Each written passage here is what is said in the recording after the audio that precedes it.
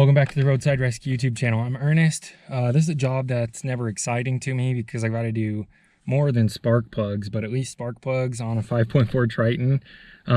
Yeah, I said more because if you know what this is, one of the spark plugs self-ejected. So I've got to repair that spark plug. This is definitely the kit to get if you're doing the 5.4 in my opinion. I've used it before. I bought it myself. This isn't sponsored or anything.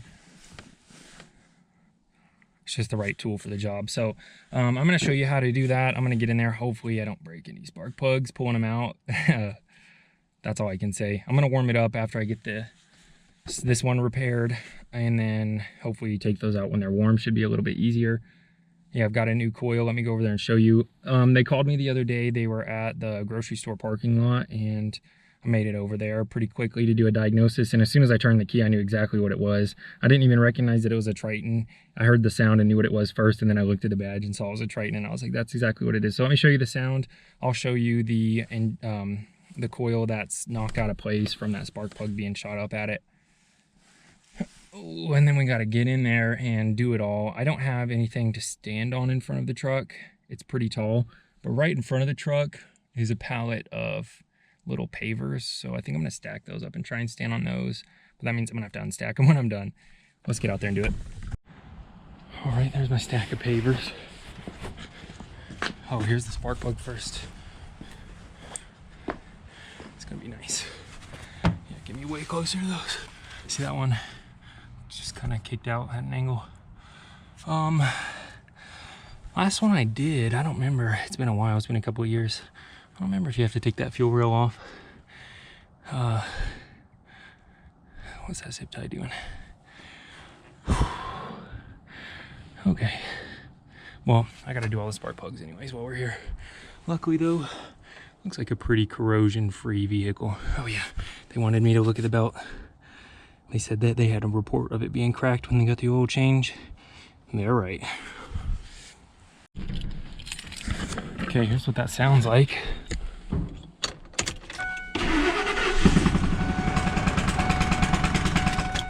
Just hear that like pop, pop, pop, pop, pop. It's the air coming out.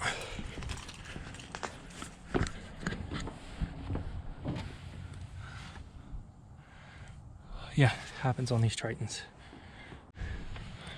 Okay, I just had to remind myself if I needed to remove the fuel rail before I started real quick. I don't, and that's good.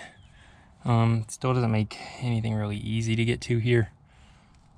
Just a couple of lines to have to get out of the way now instead of 10.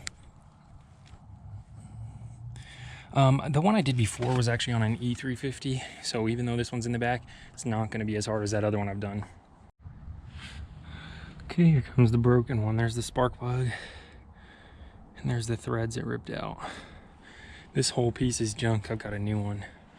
It broke off its little bolt piece, so we gotta get that clamp piece back out to put the new one in, and honestly to even run the tool down there. All right, back to it now. It's in that spot. I'm gonna unhook that injector so I've got a hole right there and that without that wire running over the top, and I'll show you how to set this up. This episode is sponsored by Fistum Wire Stripper.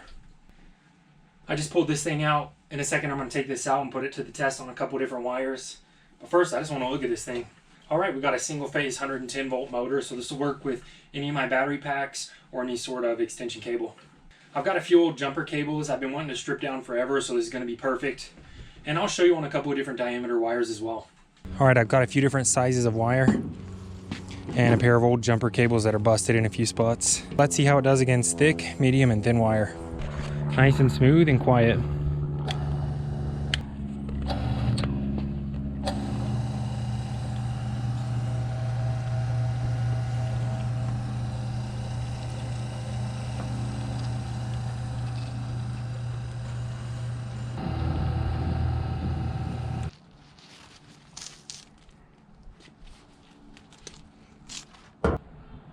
All right, that's one wire.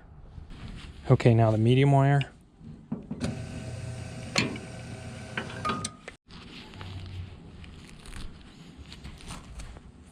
All right, now as small as it will go.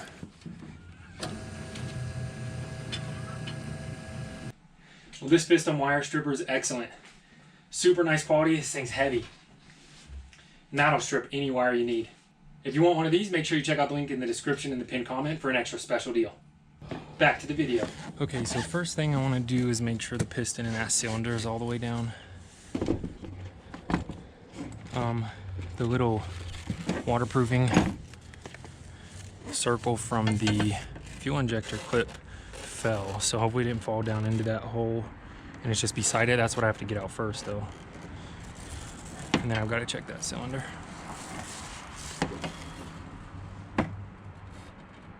Okay, there's that. Can you see it? That weatherproofing right there.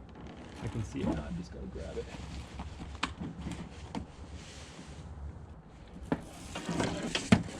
Oh, drop it. Had a hand on it. That's frustrating. Goodness, that was hard to get. I didn't want it falling down that hole. And it was right next to it, that was stressful. Okay, here's the hole. Cylinder looks like it's pretty far down. Nah, it's right at the top. Alright. Gotta make sure those valves are closed. So crank the motor over by hand. Quarter of a rotation. Half a rotation basically.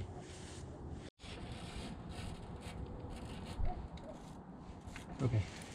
There's the valves, they're closed. That's all I needed to see. I spun it a good amount. It looks like it's all the way at the bottom now. See how far down that is.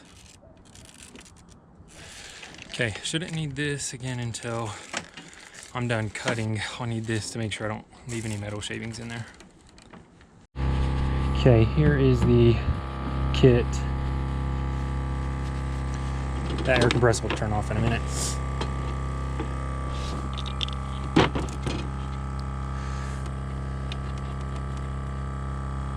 Okay, this E-clip will keep that from cutting deeper than you need to. Here's the guide that you put in first to make sure it goes down straight. And then here's the inserts, some Loctite or some JB Weld they recommend on that. All right, let's put the insert in and go ahead and start cutting.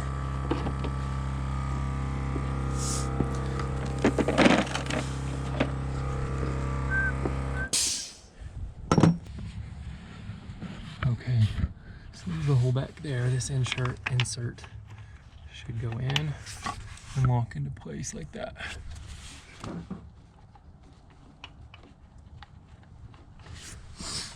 Okay, that's good. Okay, now the cutter's set in there. They recommend having a nice pneumatic wrench to use these with. This Milwaukee one's gonna do fine. That's what I used before.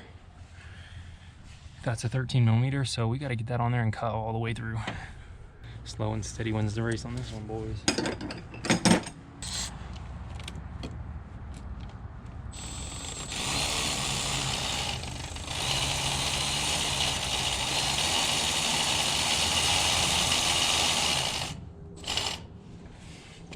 Working.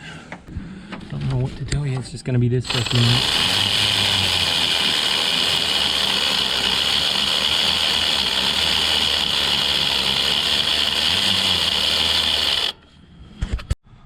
All right, a few minutes later, that has fallen all the way down to the little stopping pins there. So we can take that out. I'm going to go ahead and blow the shavings out now, and then I'll do it again after I cut.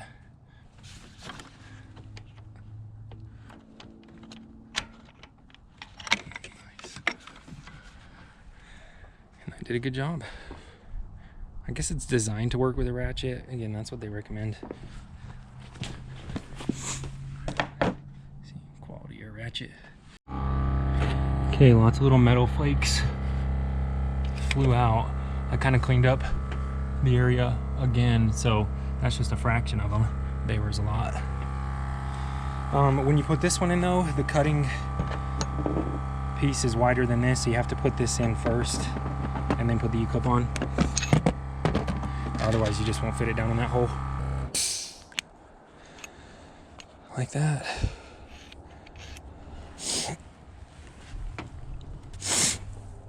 I'm gonna give it a gentle tap with a wrench just to get it started, and then I'll start with a normal wrench, putting pressure on that with my hand. I think I brought that wrench up there. Tap. Yap.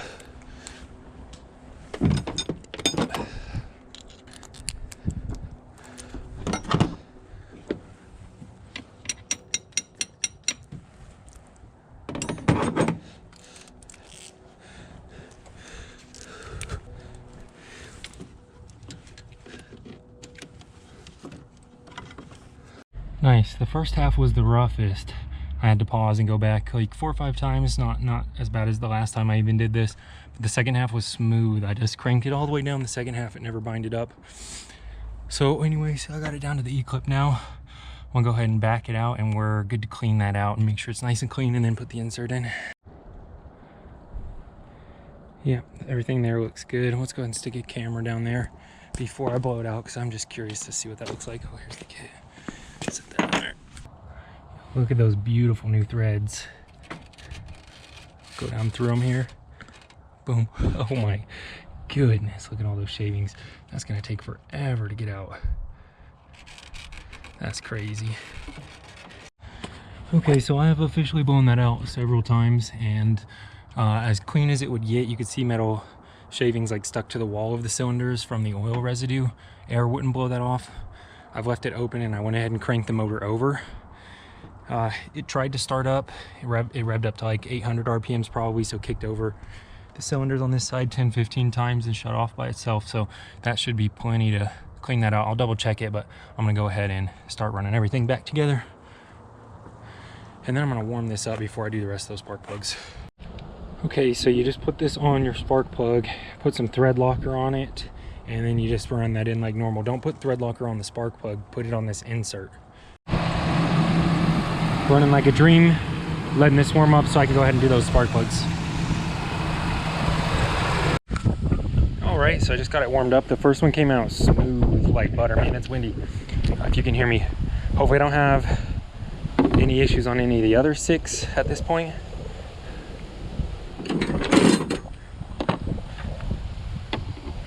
But that was a good sign. And by this point, surely somebody's like, Ernest, you don't do spark plugs with the engine warm. Well, this motor is like the only exception where these spark plugs just break.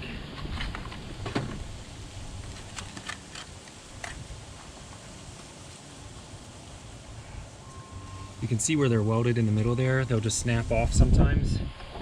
So if you heat them up, that's kind of like the industry standard secret for getting these out, is to do it on a warm engine. All right, 6 more to go.